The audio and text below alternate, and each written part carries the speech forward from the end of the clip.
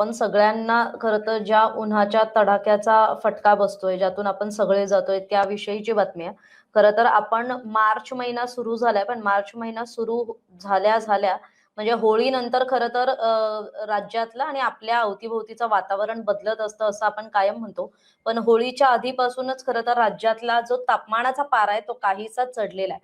म्हणजे आपण जर जगभरातलं वातावरण बघितलं तर ते युद्धाच्या स्तरावर जसं तापलंय आणि जे कायम असं गरम असतं तसं आपल्या राज्यातल्या आता उन्हाचा तडाखा हा 40शी पार गेलाय. म्हणजे विदर्भातल्या अकोला जिल्ह्यात तर काल उष्णतेची लाट डिक्लेअर केली होती, कारण तापमानाचा पारा 40शीच्या पार गेलाय. ज्यावेळेस एखाद्या जिल्ह्याचं तापमान हे 40शीच्या पार जातं, त्यावेळी हवामान विभागाकडून खरं तर त्या जिल्ह्याला किंवा तो जो भूभाग असेल, प्रदेश असेल, त्याला उष्णतेची लाट त्या भागात घोषित केली जाते. जसं आधी म्हटलं तसं काल 9 मार्च होतं. काल अकोल्यात उष्णतेची लाट जाहीर केली होती आणि आता आज सुद्धा जर आपण वातावरण बघितलं, तापमान बघितलं तर दुपारी 12 वाजताना ज्यावेळेस सूर्य डोक्यावर आल्यानंतर जी गरमी असते, जी उष्णता असते, ती खरं तर आपल्याला सकाळी 9:30-10 नंतरच हल्ली पाहायला मिळते.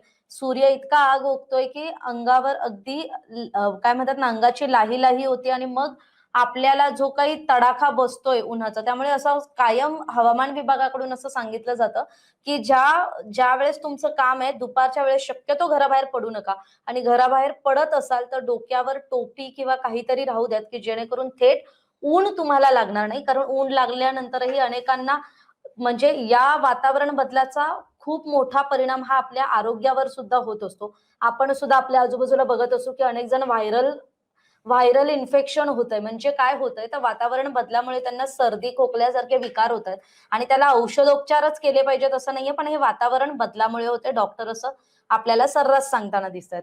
आता जर तापमानाविषयी सांगायचं झालं तर उष्ण लाटेची शक्यता हवामान विभागानं वर्तवली आणि त्यातले काही जिल्हे आहेत तर त्या जिल्ह्यांची नावं सांगते. त्यामुळे त्या जिल्ह्यातले जे नागरिक असतील त्यांच्यासाठी खरं तर हा सतर्कतेचा इशारा आहे, की तुम्ही जर गरज असेल, ऊन ऊन ज्यावेळेस खरं तर डोक्यावर आलेलं असेल त्यावेळेस खरं तर घराबाहेर पडणं टाळा. त्याऐवजी सकाळी लवकर घराबाहेर पडा आणि संध्याकाळी ऊन उतरल्यानंतर आपण आपल्या घरी परता.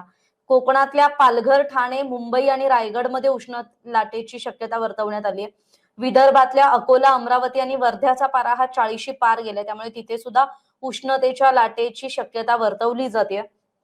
उष्ण आणि दमट हवामानाचा अंदाज वर्तवलेले जिल्हे कुठले तर रत्नागिरी, जळगाव, छत्रपती संभाजीनगर, जालना, परभणी आणि बीड हे मराठवाड्यातले 2 जिल्हे.